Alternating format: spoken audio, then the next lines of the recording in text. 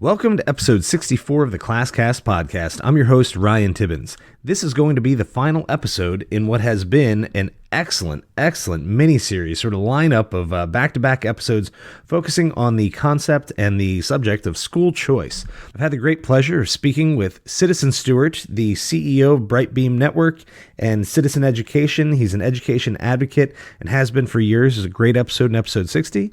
I got to speak with Jennifer Berkshire, the co-author of a great new book called Wolf at the Schoolhouse Door. It's all about the growing popularity of school choice and the threats it presents not only to public education, but perhaps to sort of the public good in general. That was episode 61. Then in episode 62, I spoke with Neal McCluskey of the Cato Institute. Neal's the director of their education initiatives and is one of the most outspoken and probably best known advocates for school choice nationwide. Neal offered some wonderful insights on both the libertarian perspective on school choice, but also on his personal views and the views of what we would consider to be sort of the mainstream school choice voices, with or without the libertarian slant. Then in episode 63, I got to speak with Jon Hale, a professor from the University of Illinois, who has a book coming soon called The Choice We Face: How Segregation, Race, and Power Has Shaped America's Most Controversial Education Reform Movement. Now, through these episodes, I have learned an amazing amount about the subject.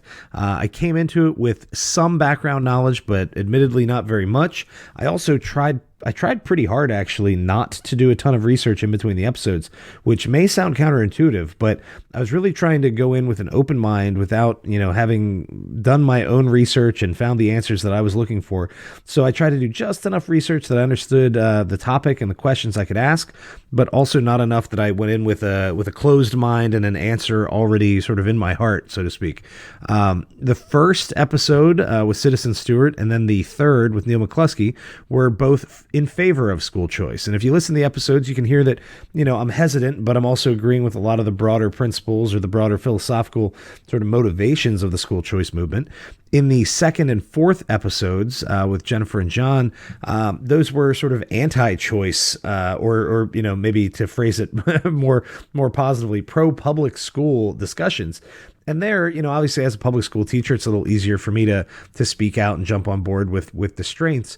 But I tried really hard to also ask questions about the potential failings of public schools and how choice could present a remedy. And to that point, I think both of them were pretty honest in saying that there are at least some parts of the school choice concept that seem good. Jon Hale especially seemed very open to the ideas of school choice and ultimately to many of the goals. His concern was that he doesn't think they're actually going to happen. He doesn't think any of that's coming to fruition. And so he's arguing more for sort of radical change within the system. So what I'm going to do now in episode 64 is not really summarize the others so much. Hopefully you've listened to them on your own, but really more to provide what I might think of as my final thoughts. And I hesitate to say final thoughts because I really believe that my mind will continue to change on this subject, just like many. I don't ever like to say, this is what I believe now and forever. I can tell you what I believe today, but I think there's a good chance that in many ways, my beliefs will change over time as I learn more, experience more, etc. And I think that school choice is going to fall in line with that. I don't think that this is a final discussion, so to speak. But for now, I do need to wrap up the mini-series. I have some great episodes on the way from some excellent teachers, some college professors, people thinking about what we can do to improve the quality of teachers, the quality of classrooms, a whole bunch of stuff. I got some great stuff on the way. And so this mini-series needs to come to a close. And so this is how we're going to do it. I'm going to do an episode just by myself, talk through some of the big ideas, and then invite you to comment and reply and let me know what you think. Remember, you can get more information about the ClassCast podcast or engage with me through our Twitter handle at ClassCastPod or on Facebook and Instagram at ClassCast Podcast. I'm also on LinkedIn just as myself, Ryan Tibbens, and you can always go to www.classcastpodcast.com and leave some comments in each of the episode posts and things like that. So Let's get rolling here. So where do I stand now on school choice? I'm 15 years into a career as a public school teacher. I also, had the opportunity when I was in school. My parents did offer me the possibility of going to Catholic school. I decided against it. My mother went to Catholic school. I have many good friends who were either attended private school or they were homeschooled. And so I'm not I'm not fully removed from either side of this discussion. I have some good friends from middle and high school who are now private school teachers and administrators and who do fantastic work, right? So I understand the drive for people to choose a private school setting and in some cases to choose homeschooling. I also understand the benefits of the public school system. And that's where school choice gets tricky, right? I don't want to undermine my own career, so to speak. I also don't want to undermine a public system that I think can do good for the community. That being said, individuals, when possible, individuals should have the right to choose, and school choice is really all about that. So if we're thinking in terms of just, since the ClassCast podcast got rolling in the summer of 2019, really, the first time school choice becomes a discussion is in the 5th episode, speaking with Jim Dunning. Jim asks a lot of questions. I hesitate to recommend listening just because we recorded outside in a semi-noisy place. So the sound quality isn't great, but it's a fantastic discussion. And Jim brings up a lot of topics related to unschooling, to homeschooling, to school choice, to essentially dismantling the public school system, right? And so from that point on, the idea of school choice has been part of the ClassCast podcast, and it's something that I will occasionally ask people about when they seem to be speaking from a place that just assumes that public school is the best or only option for everyone. Sometimes I'll ask questions about, well, why is that, and couldn't we do this better by providing other alternatives? Sometimes because I believe in the statement, and sometimes I just think it's the right question to ask. And so in a certain way, I owe a small debt to Jim Dunning in both putting this more on my radar and also maybe making it a more consistent part of the podcast and this discussion. Since then, I've spoken with a lot of other people who have had, feelings about this. Julia Rogers, when we talked about gap years in episode 27, didn't directly address the school choice concept, but very much addressed the idea of choice overall and whether or not students needed to attend college right away out of high school. In episode 28, I spoke with Safa and Falak Qureshi, both of whom were homeschooled, and I'm doing air quotes because they were really more unschooled before ultimately attending public high school and going on to prestigious universities and the rest. And so it was great to hear their sort of first-person perspective on it. It came up again in episode 30 when I spoke with Leleda Baraki, who attended public school throughout her education career, but who also learned about unschooling and self-directed education near the end of her high school career. And so we talked about it there a little bit too. It came up again. Episode 34 was a big one. Katina Franklin Sweetie is one of the directors of the, I guess director isn't the word, but she works at the Embark Center for Self-Directed Learning. Katina, I apologize if I got the name of the school wrong. But it's sort of an unschool, right? It's an education center where things are run very democratically. Students have choice both to attend, but also of what they'll be doing while they're there. Episode 37, I spoke with Jeremy Wayne Tate, who's the CEO of the CLT exam. That's a college admissions exam in competition with the SAT and ACT, which focuses more on sort of classical education and the Western tradition, things like that. Obviously, with that approach, Jeremy's very in tune with the school choice movement because many of his clients, many of the students who take that test are homeschooled or attend private schools, often Christian schools. And so we had a little talk about it there as well. Right after that, in episode 38, I spoke with Janet Losol, who wrote a book called Adventure by Chicken Bus, an unschooling odyssey through Central America. And Janet is a proponent of what we might call world schooling. She, basically sort of cut ties with her home and job and the rest. And she and her family spent a couple of years moving around Central America and essentially learning by doing, full immersion into other cultures and all this kind of stuff. It was fantastic. It's certainly not for everyone. But that's an idea we're going to come back to in this talk, right? What is for everyone? And maybe public school isn't the answer to that either. In episode 52, I spoke with Sandy Sullivan, who is the president of a local, we say teachers union, working on the union part, but the Loudoun Education Association. And we talked about some of the elements of choice and some of the political pressures facing public schools now. And then boom, we're all the way up to the mini series, right? And so that's sort of a summary of what's been done on the ClassCast podcast dealing with the concept of school choice. And so now, having had all these conversations, having done a little bit of the research, having read excerpts from some of our guests' books, many of whom have published works, and I'll link those in the show notes and at classcastpodcast.com. But let's get into the ideas themselves, okay? So choice. Is school choice good? Is choice good? Just go with that. Should people be able to make choices? I think probably everybody says yes, right? And it's easy to prove this because if you ask classroom teachers, administrators, guidance counselors, I mean, even students, should students have more or less choice in the classroom? And for the last several years, at least for the last 4 or 5, probably for the last decade, school choice, and for the last several years, at least 4 or 5, maybe for the last decade, the idea of student choice in the classroom has been just everywhere. People are talking about it all the time. I hear it in every faculty meeting. I hear it in every professional development session. If I had $1 for every time somebody told me the phrase voice and choice, I'd probably be able to retire. So here's the question. If letting students choose which book to read or which project, test, or essay to do at the end to demonstrate their learning, then why shouldn't students be able to choose their classrooms? If it's so important to let a student choose what they do in the class to learn in the way that fits them, then why shouldn't we let them choose the classroom? Instead of just saying, hey, all right, you're in 11th grade English. Here you go. Here's your schedule. And we stick you with the teacher who you may or may not get along with, who has an approach you may or may not like. Why don't we let them choose? Why are we pushing so hard for common planning among all the teachers, where all the teachers plan to do all the same things, all the same ways, give all the same tests, projects, etc., and then tell the kid, well, now you're in the classroom, now you get choice. Isn't that crazy? Like, why don't we let the teachers specialize in what they do well, run the classes they like? If a principal wants more projects, then hire teachers who will give more projects, who will run their class that way. Why don't we let the kids choose between the classes? And why stop there? If voice and choice is really what empowers our students, and let's assume it empowers their parents as well, then why wouldn't we say school choice is good?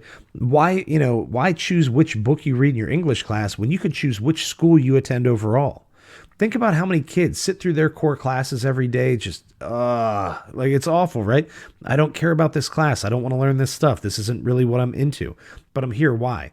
Because I don't know any other options, because my parents, dropped me into the public school because that's what everyone does, because the state has mandated that I have to take X number of math, English, social studies, science classes before I can graduate. And so here I am, right? And then what do? We say, oh, but don't worry, you can decide to, do this project or this speech or read this book or that one. That's crazy. If we really believe that choice is something that's going to ignite a fire, a passion for learning in these students, then why don't we do it between classes? And that's really, I think, where I would like to be. I think we should be providing students more choice within schools. But we also have to strongly consider the possibility that maybe we should be able to choose between schools. Why shouldn't someone be able to attend a STEM-focused school or an art school? Or, whatever it may be? Why can't somebody essentially go to a business style high school where they're going to get an associate's degree in business at the same time they're graduating? We have so many kids taking so many dual enrollment courses right now. You're telling me that we can't set up a building where you're going to run dual enrollment for the last 2 years of high school? The kid could have an associate's degree at the same time they have a high school degree, and they could have already focused in on the things they wanted to do. There's nothing stopping us from doing that, right? Like we have it. We have buildings. We have community colleges. We have dual enrollment. Why don't we provide the option to specialize while you're still in high school? Why does everyone have to learn all the same stuff all the way through school, take all the same classes? Now, you're 18 and magically we walk you across the stage and now you get to go make these choices. I don't think that's good. Okay, I don't think that's a healthy way to look at this, that you have to do what everyone tells you until you're 18, and now suddenly you've been empowered to go and do what you want in the world. If we really want people at the age of 18 or 21 or 25 or at any point to be able to exercise thoughtful choices, to be able to make informed decisions for themselves, then we need to support that earlier on. And that doesn't just mean choose one project or the other. It might mean choose this class or that class, or maybe even this school or that school. Right. So it's hard to say why we're not providing choice between schools, except that it's difficult to administrate. If you try to do full choice within public schools, it's difficult to administrate. You have to think a lot about your numbers in terms of the building size, who gets priority. Do the local students still get priority? Do we do this by a test score kind of thing? What test do you choose? Like, good Lord, that's a mess. So, while I'm saying we can do this, there's nothing stopping us. I'm also not saying it's easy. But what I am saying is that if people involved in education, whether as school choice advocates, teachers, principals, public school advocates, whatever it may be, If we believe that what we're doing is that important, if we believe that school and education are that important, then saying that making changes is difficult, well, that shouldn't really be a deterrent. Anything worth doing is worth doing right. And sometimes the things most worthy are the things most difficult. So if we're serious about choice, then we really have to look long and hard at why we don't provide more choice within the system rather than just as sort of the flavorings, the icing on the cake that you get inside of an individual classroom. Now, let's stick with this idea of choice. Think about the freedom that comes with school choice. If parents receive a check for whatever it is, $8, $10, $12, $14,000, and they're told that they can spend that money in whatever way they see fit for their child's education, what's wrong with that? Right? Isn't that fantastic? Like, aren't there plenty of people, who would advocate for something like a universal basic income? There are people who want free, subsidized childcare. There are people arguing for Medicare for all. If we want a public system that says, hey, we'll pay for your medical care, but you still get to choose which doctor you go to, how is that any different than school choice, where we say, hey, we're going to pay for your education and you get to choose which school you go to? Like, I don't understand how a person can argue for public health care and argue against school choice, because in the end, it's the same basic concept. You get the public money to take to the service provider of your choice. That service provider, you can bill it to the state or bill it to the federal government. It's a doable thing. Okay. That being said, there are some serious pitfalls in this possible plan. And that's really my concern here, but I'll get to those in a moment. The other thing I already mentioned, but specialization. I've been arguing for a long time that students should be allowed to specialize in their education, particularly by the time they get to high school. If nothing else, at least junior and senior year, but maybe for most of high school, a kid who's into math should be able to take more math classes. Should they be required to take, an American history class? I don't know. I mean, we want everyone to learn American history, but then we turn around and argue about which version of American history the kids should learn, right? Neal McCluskey talked about this in his episode. He said, the problem is that we have all these like forced conflicts. People argue over whether my kid should or shouldn't read this book, or do we do the, this version of history or that version of history? Do we do the 1619 or do we do the 1776 or do we do it? Who cares, right? In the end, kids aren't going to remember that much of this anyway. Think about how much you remember from your high school education. It's not as much as you should. I don't even care if you have a good memory. It's not as much as you should. And so, we end up arguing about what should the kid learn. Maybe we just need to reduce the number of things we require. I've said dozens and dozens of times in these podcasts that I would love if all we required was an English and a math class. And it doesn't have to be classical literature. It doesn't have to be calculus. You should always be working to manipulate numbers. You should always be working to manipulate words. You need to be able to do your figuring and do your reading, right? And beyond that, I think a lot more choice would be great. Students should be able to specialize. Now, what are the arguments against specializing in high school? All right, first, it's expensive, right? We have to provide specialized equipment. We need to get more highly trained teachers in these specialized areas. Okay, we already pay for teachers, right? We already have budgets. We've spent a lot of money on instructional coaches and sort of mid-level bureaucrats that, not to say they don't perform any function, if in the end, offering a kid a business class or a welding class would empower that student, I'll be honest, I'd rather give a job to the welding teacher or to the business consultant who's going to come in and teach than to somebody else who's going to sit there and run some meetings on professional development. Not that the professional development isn't important, but we have to remember what we're here for. We're here for the students. And so I think that we can specialize more, and I think that we should. In a fast-growing place like where I work, we add a new high school every year or two, and that's been going on for 2 decades. It's just constant growth. Now, that's not typical nationwide, but in a place like this, you telling me that we can't have more than one vo-tech school? Like, how about we just don't build another regular high school next year? How about we build a new vo-tech school? And that way, kids from all those other schools that want to go but couldn't get in, well, now we've doubled the number of seats. We've doubled the opportunities for you to go in and do whatever it is. Okay, whether this is something in the medical field, this is something in engineering, or this could just as easily be, HVAC and plumbing and all the rest. We need all these jobs. We need all these people. And we need a school system that supports all of it. What I'm talking about right now is empowering students. Okay, we empower students by helping them to learn things they're going to use. Think about the popular concept of culturally responsive education or culturally responsive teaching.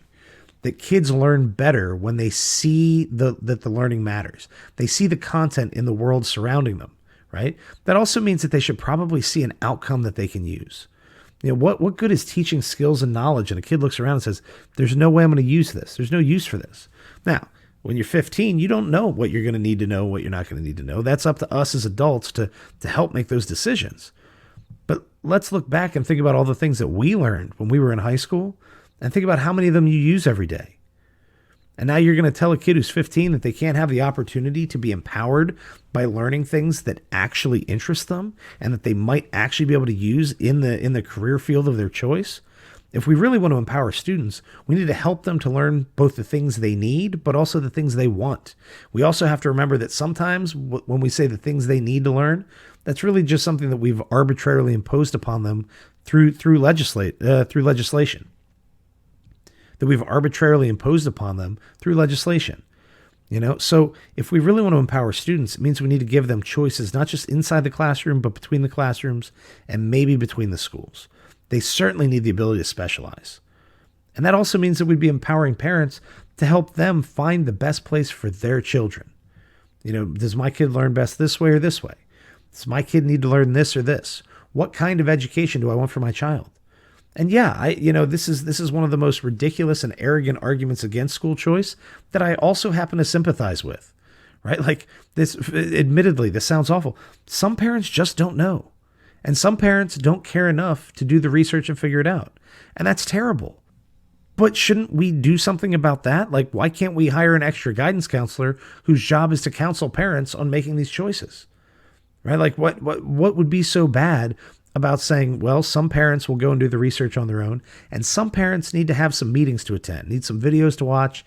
They need some opportunities to learn about what's laid out there in front of them. I think that's something we could do, and that could be a public service. Because without it, if you implement school choice and you have no advisory sort of role and it's just a free-for-all, then essentially parents are going to be going to what is advertised the best. And I'll be honest, I can advertise a class and make it sound great. I could make everybody want to take it. Nothing except my own, integrity and professionalism stop me from just riding it out there. Hey, your parents think this is going to be good, so let's just hang out, watch movies the rest of the year. You're happy. They think they're happy because they think you're getting this great class. I could sell it all on advertising and do very little. I don't do that because I'd feel bad about it. That's not what I'm supposed to be doing. That's not what I care about. That's not what I do in my day. But I could. Now imagine that you have the opportunity to bring in tens of thousands, hundreds of thousands, potentially millions of state and federal tax dollars because you have this ability to start your own private school with little or no oversight, that you can advertise well, show some people a couple flashy classrooms, some cool projects, good presentation, and all of a sudden all these kids sign up and the money rolls in. If there isn't some testing, if there isn't some assessment of the quality outcomes, how many parents are going to know that it's not going well? I mean, they'll figure it out eventually, right? Well, my kid did terribly on the SAT, or my kid can't read. Of course, like that's a problem, and eventually you're going to notice it. The problem is you're probably not going to notice it as quickly as you'd like. For all the failures of public schools, we do a pretty good job of figuring out when kids don't know things. What do we do? What do we do there? Because parents should have that choice. Why shouldn't a parent be able to get the best education available? And as a society, if we believe education is important, if we believe that individuality is important, if we believe that your freedom to choose, to be yourself, to be the person you want to be, not who everyone else tells you have to be, then how do you argue against school choice? I mean, for me, I have that concern. What about the parents that aren't going to know, that aren't going to care, that aren't going to do the research? But the reality is that already happens in public schools. We just explain that away by saying, well, hey, that's your public school. That's where you're going, whether you did the research or not. I don't think that we should promote complacency or ignorance. So again, school choice looks great. So what are the other big arguments against it? Racism. Racism's a huge one. And this came up in each of the talks. The first guest that I spoke to directly on the subject is Citizen Stewart, He's a black man who very directly addressed why he believes more black Americans have interest in school choice. He says, look, if you're redlined into these neighborhoods historically, and you're in a bad neighborhood, or you're at least in a poor neighborhood, you're not getting the school funding based on your local tax allocations, et cetera. He says, look, that's no kind of way to treat people. That's no way to uplift a community or to give individual students opportunities. He says, look, if racism has resulted in this horrible inequality between wealthier and poorer public schools, then why wouldn't you want to give people the choice to get out? Okay. Jon Hale, the most recent discussion. John's a white man who has done an immense amount of research on racism in education. I probably have never spoken to an individual who has more knowledge of race and public education in the United States. The guy has multiple books on the subject, right? And he's right there with you. He says, look, the way we're doing a lot of this isn't good. But he still argues against school choice, not because what we're doing is good enough, but because the alternative could be far worse. Because we have a system that he believes is worth defending and, and reforming, to be honest. But with the reforms could come a time where not only would choice look unnecessary, but generally unappealing. But it would have a lot to do with changing how we fund the schools, how we staff the schools, changing the way, a community feels about their school. And to him, the argument is more local control. And I think that makes a lot of sense. I actually had a talk with sort of about some local control and local need kind of stuff with Matt Bass last fall. Matt was running for the local board of supervisors in the county I live in, as sort of a small rural community. And we talked about, what a rural community needs from its schools as opposed to, say, a wealthier suburban or, say an inner city school, et cetera.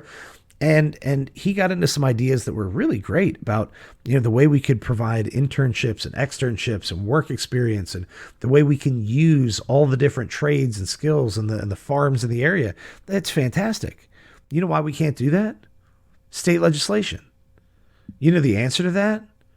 Reduce state legislation, right? So when we say, what's holding back individual schools, or why can't local communities get the kind of schools they want? I mean, sometimes it's because they don't want to pay for it. Sometimes it's because they can't pay for it. Sometimes it's because there is a will and there is a way, but there's a whole lot of legislation getting in the way. Okay. And so I think that that's a big part of what we have to talk about right now. The history of school choice, it has a checkered history. Okay. And this came up in most of these talks as well. School choice wasn't even something that was really on anyone's sort of radar in any serious ways until you get into the 1950s and especially the 1960s and early 70s, when you had, the forced desegregation of public schools. And all of a sudden there's this political interest in providing the money straight to families so they can choose what schools their kids go to, essentially allowing for white kids to go to a private school that would continue segregating. Okay. And, it's hard to deny, that happened. That happened. The state of Virginia did that. And it's awful. But does a past checkered with racism indicate that the future must be? Answer that however you want. But for the people who are more on the public school side of this, consider Planned Parenthood as sort of a parallel to this. Planned Parenthood was started by Margaret Sanger, who was an outspoken eugenicist who was terribly racist, right? And I don't hear anyone saying, well, we should shut down Planned Parenthood because it has racist roots. I mean, there are people who argue semi-well, that it continues to be racist because of the different ways that the services affect different communities, abortion rates and all that. I mean, I don't want to get off topic into that stuff, but if we're not willing to shut down, a place like Planned Parenthood because it was racist in the past, then I don't know if we can shut down the idea of school choice because it was racist in the past. The question really is, how racist would it be now? Or how racist would it be in the future? And no one can answer that. Who knows? I think the same way we see people gerrymandering school district lines, I think the same way we're seeing suburban communities trying to turn themselves into, legal towns or cities, essentially to create their own school systems to divide themselves away from their poor neighborhoods surrounding them. That's happening all over the country, right? If we're already segregated in public schools are as segregated today as they were in the 1940s. Okay. And so if that's the reality, that there is not a ton of racial diversity in most schools in the country, and if we're not working towards improving that, then is school choice really so bad? You could say, well, the schools aren't segregated. It's a housing issue. Well, sure, but that's a systemic issue. If where kids live leads to segregation and where they live leads to differences in the supports provided to them or the funding for their school, then why wouldn't you say school choice is a good way out of that? Give them the choice out, right? Again, choice sounds good. We do have to consider that there are some schools that are going to, engage in some tokenism. We're just going to admit a few of these people, students from each of these different demographics, check some boxes, say, hey, look, there we go. Yeah, I don't know. I don't think it's crazy to say that there should be some oversight as to who gets admitted to these schools if you're going to be receiving public dollars. I don't think it's crazy to say that there should be some testing involved. I talked about this with Citizen Stewart and with Neal McCluskey. Neal very, very smartly said, I just don't think it's fair to impose a burden, a standard on a private school that we don't on a public school. Says if we don't require public schools to be, diverse in certain ways, or if we don't require them to get whatever test scores, then why should we do this for the private schools? I think that's fair. But I also think that when you're asking to diverge from the current system, something that is, I want to say like tried and true, but that's both for the good and the bad. If we're not comfortable making this concession because of concerns about racism, then I think if we're, really serious about choice, then I think people should say, sure, we'll say, hey, here's the number of kids who applied. Here's the number of kids from each different demographic group. Here's the numbers who were admitted, and here's why we did it. You should be subject to oversight. You're receiving federal funds or state funds. If taxpayer money is hitting your pocket, it's not crazy for the taxpayers to be able to look at your data and see what's going on there. We can do this in public schools. Freedom of Information Act requests work. Sometimes schools will avoid, they dodge, they do whatever, but in the end, most of this information is available. And so I think that oversight piece would be really important. And anyone who argues against it, it's not that they're not serious about choice. I just think they're not willing to make what would probably be a reasonable concession and compromise. The idea of the testing and the oversight and all that came up, I think, in a couple of these talks, but I know it came up when I was speaking with Citizen Stewart. And he said, there are places that did it, and he pointed to a few different places. I think Louisiana might have been one. I forget. He named a couple of places. And he said that his concern was that the burden of the testing in some of these places was so heavy that in the end, the students ended up in a by name private school, but weren't really receiving anything different because of all the different tests and all the different standards. I would be fine with saying, basic math skills and literacy approximately appropriate to your age level or, grade level. And by the way, I hate the age and grade level stuff, but it wouldn't be crazy to say, hey, let's hit certain standards just like we do in public schools for the testing. So those would be fine. Those would also be ways to overcome some of the concerns about racism in school choice because, hey, there would be the ability to say, is this school actually admitting people at a reasonably, approximately fair rate? And if so, cool, and you're eligible for public funding. And if not, do your thing, whatever. It's your school, but you're not getting taxpayer dollars. Like that should not be a crazy idea. And I don't know why anyone would balk at the consideration. So what do we do? I've just sort of gone on for 20 minutes or more about essentially why school choice sounds good. And I believe that. I think it sounds good. So here are my concerns. I am worried about the quality and I am worried about the funding. And here's a little bit of what I'm talking about. Many places that have already sort of tried, whether it's school vouchers or direct funding through like an education debit card, so to speak, programs like that, they've seen unbelievable rates of misuse and fraud. In most cases, they actually can't even track the money. I mean, the people just they take the card and they go on vacation, or they buy some books that have nothing to do with schooling, or they put a pool in their yard. They do whatever these things are, and we wouldn't know, right? And I think that that's a problem because if we're making this investment, we can say, hey, look, it's public money. We're not going to tell you exactly how to spend it. We just want to know you're spending it on the right kind of things. Think about it, how we handle, say, like, food stamps and similar programs. We're not going to tell you what grocery store to go to. We're not going to tell you what groceries you have to buy, but we are going to tell you you have to buy groceries with it. Okay. You cannot go buy cigarettes. You cannot go buy these. Could you trade it? Yes, you could. There's always a way, right? But some degree of oversight and limitation on it is probably reasonable. And I don't see that actually in play in most places. Most places that have implemented some kind of school choice really just do the Corey DeAngelis line of fund families, not institutions, or fund students, not schools, or whatever the line is. And it's a compelling line, but the reality is when you're just going to hand people money and say, hey, go figure it out, you open the door for an immense amount of fraud, abuse, and misuse of the money. I mean, there's enough of that in government already. There's at least some of that already in public schools, right? Just look at Ohio. There's a great episode of Last Week Tonight with John Oliver, where it's just Google, Last Week Tonight charter schools. And they point to Ohio and they have some great research. And I looked it up and all this checks out. In fact, it might even be worse than they made it sound. That as Ohio started implementing school choice programs, I think it started as local jurisdictions. I'm not sure if they're statewide or not. There were all these schools popped open, sounded great. They did exactly what I talked about earlier. They advertised, they did their thing. And then what happened? The school's, out of business 3 months later, or the school's using funding to pay a special consultant who happens to be the person who opened the school or the principal of the school. And they're essentially just sort of channeling all that money back to themselves.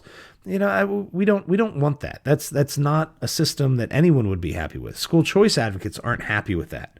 Okay. In Nevada, they had similar situation, perhaps worse. So how can we implement school choice with some degree of oversight and regulation, where we're not regulating to the point where your freedoms have been limited, but we're regulating to the point where we can say that money is all or nearly all going to actual education costs and to decent institutions that are actually going to be helping students? Okay. Some degree of just sort of oversight in terms of admission data, some testing data, making your student and family satisfaction data public would be good. We already do this in some states with sort of a school climate survey, things like where we survey students and teachers, parents, etc. I think that's really what we would need is we need some degree of transparency and oversight just to say, are we doing this right? Okay. Because otherwise what's going to happen? We're going to start giving away, all thousands and thousands of dollars to individual families to pay for their kids' education. They're going to choose whatever schools they want or don't want. They're going to choose something in the area that works for them. And then the school goes out of business, or the school does a terrible job, or the family says, I'm going to homeschool my kids. And they spend all that money on guns and cigarettes or swimming pools and, I don't know what, it's avocados. I don't know. And so the money gets wasted. And where are we going to be in 10 or 15 or 20 years when that becomes a known problem? Think about the rhetoric surrounding welfare queens from Ronald Reagan in the 80s. We're going to hear that exact same talk about how people are misusing their education dollars, about how they're going to these schools and then the schools just steal all the money and go out of business. And now this kid has to turn around and go back to the public school, but they have no money in hand. And what are we going to do? You know what it's going to be? They're going to say, look, people aren't using the money well. And so let's stop funding this. That is my number one concern. And I mentioned this in a couple of these episodes in the miniseries. My number one concern about school choice is that it is one big step in the direction of no public funding or support for education. If education is something we care about, then it's something we should pay for. It's something that we should pay attention to. And when we say, hey, school choice, you're on your own, but we'll give you money, that's great. But when we say you're on your own, but we'll give you money, think about the people who are most strongly advocating for school choice at a policy level. They are almost always funded by incredibly wealthy people who oppose most forms of taxation, right? I mean, Neal McCluskey's a great guy. I felt great about that conversation. But let's be honest, Neal works at the Cato Institute, which is funded with Koch family money, okay? Let's think about Citizen Stewart. Great guy, awesome conversation, fantastic follow on Twitter. I don't think that any part of what he said is, ingenuine or anything else. I think he is speaking the truth and he is serious about what he wants to do. I also think that he works for an organization that is largely funded by the Walton family, the owners of Walmart, and Michael Bloomberg, the billionaire former mayor of New York City, and similar people. I mean, Betsy DeVos got her job as a Secretary of Education because she's a billionaire who supports school choice. She was in charge of public schools and higher ed nationwide, and she's barely ever set foot inside of a public school. How does that happen? Right? It's an undermining of the system. Now, if you think the system is that bad, it's beyond reform, it's beyond repair, it's whatever, then that might make sense. But I think we have to be honest when we say, what is the end game here? It's to increase people's freedom, all people's freedom. And so what does that mean? It means that the student and the parent get to choose the school. It means that they get to choose the school that teaches what they want the way they want it. It means that people who run the schools get to choose how they're going to run their school. But it also means, greater freedom also means that I'm not subject to paying for your kid's education. For me, I'm out. I'm all for reducing taxes and being smart with our tax money, but I believe that education is something that supports the whole community. I think that we're all better off when people are literate, when people have strong numeracy skills and rhetoric skills. You have a little bit of civics and history education.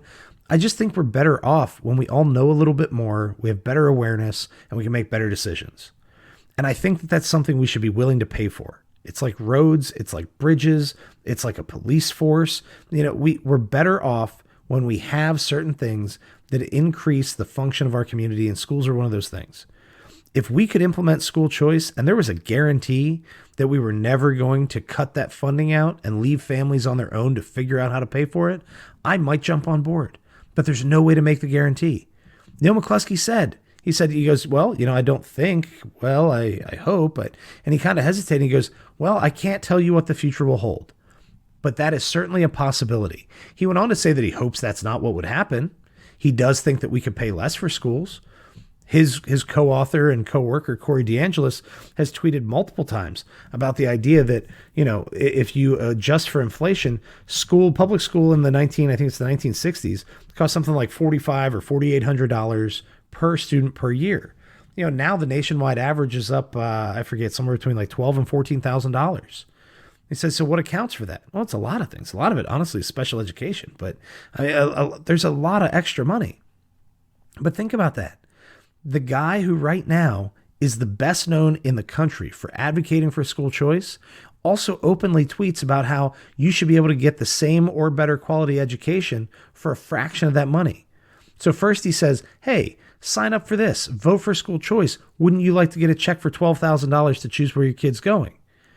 And then he simultaneously is tweeting out saying, you should be able to do the same thing for $4,000.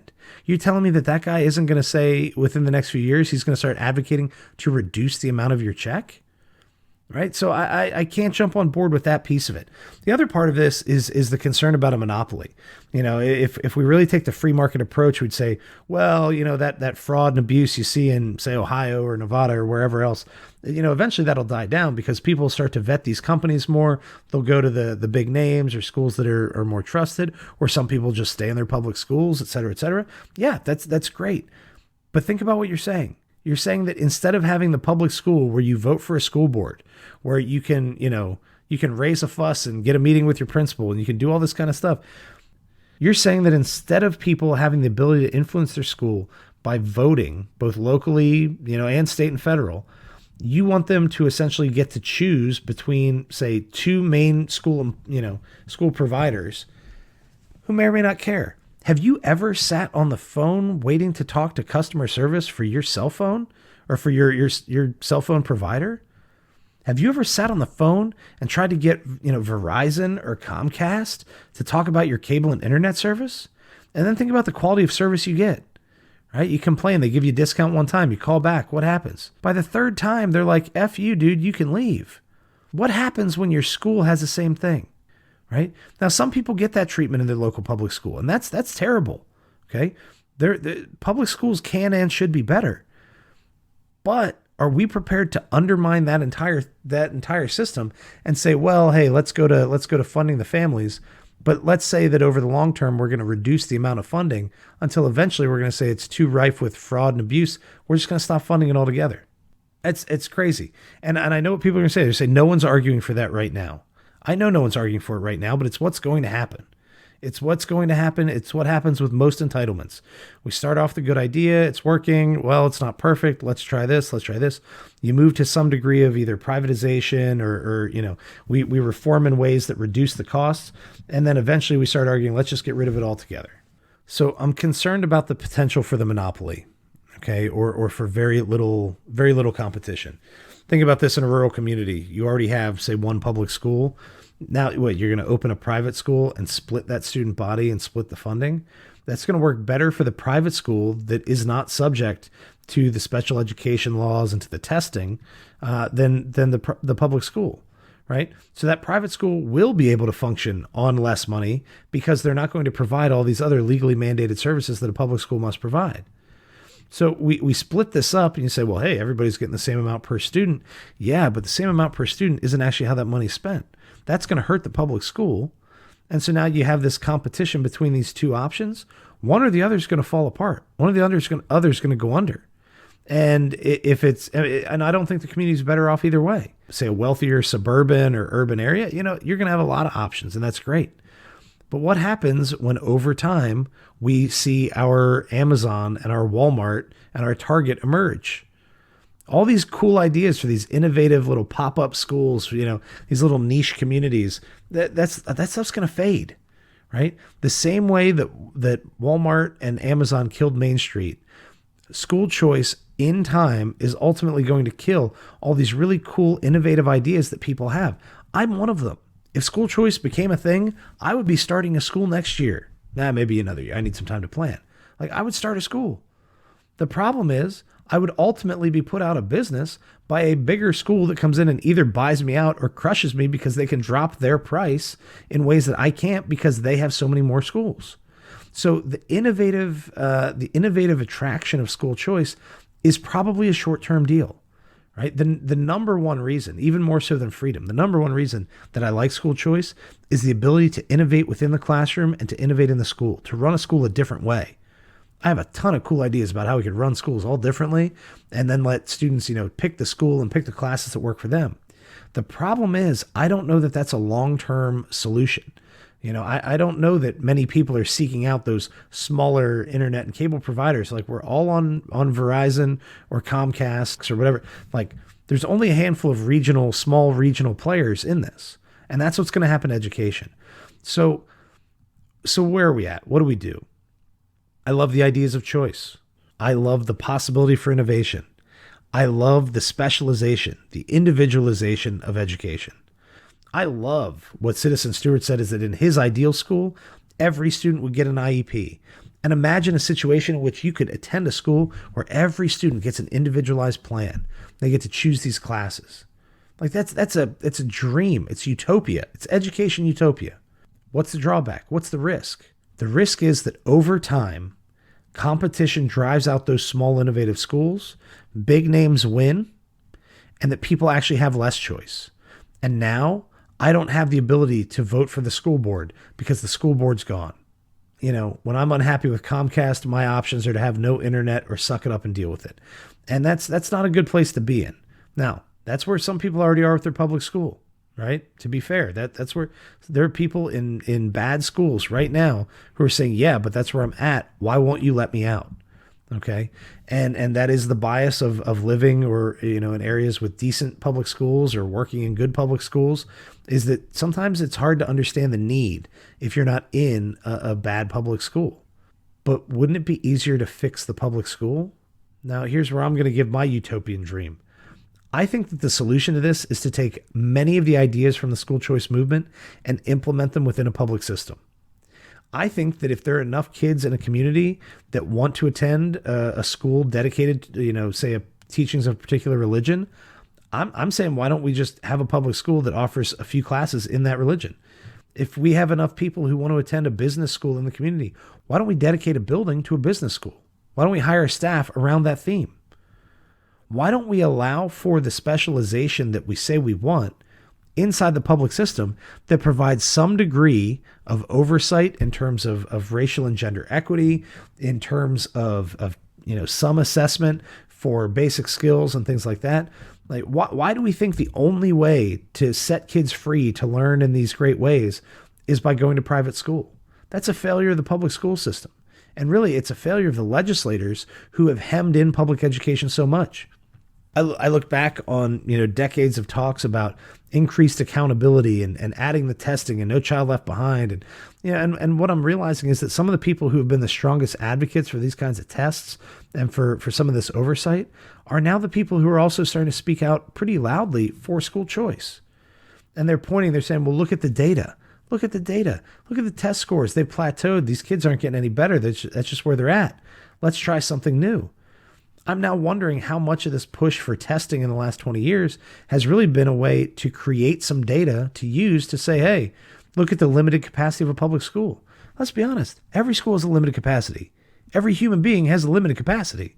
You can only learn so much. And for each of us, that amount and that number is going to be different.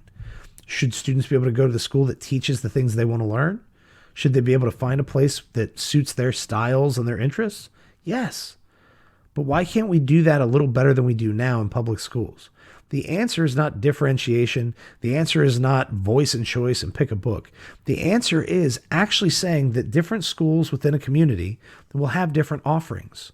Or in small communities where you have one school, it's saying that if you have 4 11th grade English teachers, each one is going to teach a different style class with different books, and you get to sign up and pick, right? Let that market concept work in the school.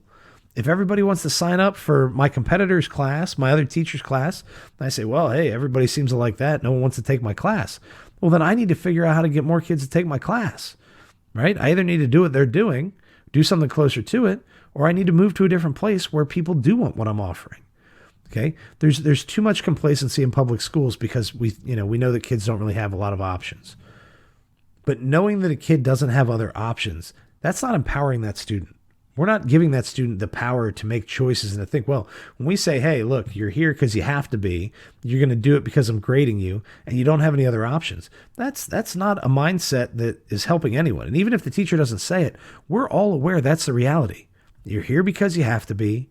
You're going to do it because you know the grade goes with you and you want to go do X, Y, or Z after high school. This shouldn't be a matter of force. This shouldn't be a matter of coercion. People should go to school because they want to, and they should learn the things that they feel like they're going to use. As adults, as teachers, as counselors, it's our job to convince the students of what is or isn't valuable to them. But in the end, it's also our obligation to respect them as human beings and to allow them to make choices, even if some of them are bad. If their parents are on board and they want to do it, who am I to say no, right? So I love the broad ideas of school choice. I hate the details where people argue against assessment, or they argue against oversight, or they argue against equity or admissions information based on race, ethnicity, gender, religion, etc. Like those are things, if you're getting public money, those are things that we should all be able to see. Okay. I also think that in the long run, school choice is going to turn into an ultimate movement just to stop funding education for the most part overall. And that's not something I can get on board with. So where do I stand right now? I say that I want school choice inside the schools we have or between the schools that we have. I think that if someone wants to send their kid to a private school, I don't think it's crazy to offer a small rebate or refund on their property tax. If you pay $3,000 a year on property tax and your local government allocates 66% of those funds to go to the local public school, I don't think it's crazy to say, hey, keep 66% of your property taxes and go do what you want with it. Splitting the difference between the two. But if we're being honest, that amount of money isn't going to make that big a difference for most people. Wealthy families can already make this choice. Okay? Upper middle class families, they could already make that choice. The middle and lower class families, it's probably not enough money to make the choice unless you really care about it. You make some serious sacrifices in other places. And I don't like saying that someone with less money should have fewer options. But the reality is, if we implement school choice without any of the oversight that I'm suggesting, then what's going to happen is in 15 or 20 years, those same poor families are going to go from getting this sort of limited choice or limited funds to getting nothing. You're going to get nothing. Okay. And so I really do believe that the current argument for school choice is a little bit of a slippery slope that we need to be very careful about.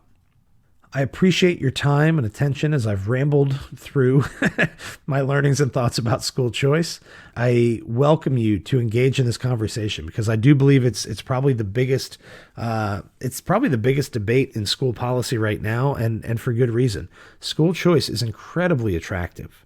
But if we think carefully about the long-term implications, about the threats to public schools, but also to the funding that individual families would receive over time, I just think the risk right now is too great. So until somebody can show me a system with a reasonable amount of oversight in terms of, private school admission, with a reasonable amount of oversight for the vouchers or whatever funding system we choose, and with some degree of assessment to make sure that students are learning at least basic and reasonable amounts in those private schools, I can't jump on board with it. So where do we stand? I'm not entirely supporting public schools either. We need to change them. We need to do a lot better.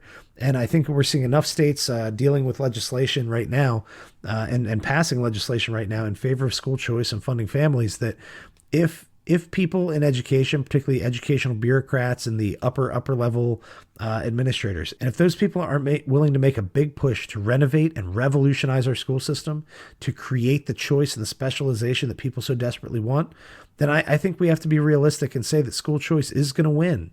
School choice is going to win out in the next few years, the next decade. It won't take too long because the ideas are too attractive to ignore. The problem is the pitfalls are too subtle or they're too far off in the future to pay attention to. And I think that we're actually gambling a lot more than most people realize. I don't want to give up the good things we're already doing in our public schools. I just want to do the other things better. And so I think we need to take the best ideas from school choice and implement them inside the public school system rather than tell everyone to go out and seek free market solutions to it. I'm sure I got a lot wrong, and I'm sure I said something dumb, and I encourage you to let me know what you're thinking. But this is the best I have right now. So for now, this has been episode 64 of the ClassCast podcast, my quote-unquote final thoughts on school choice. I'm sure I'll update this at some point in the future.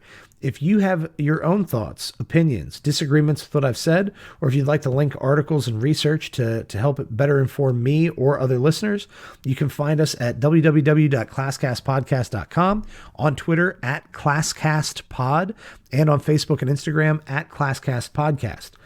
I hope you've enjoyed the mini-series, and I hope you check out some of the upcoming episodes that deal with improving education by improving the quality of teachers, by thinking about the quality of work students are doing in the room, and a whole bunch more.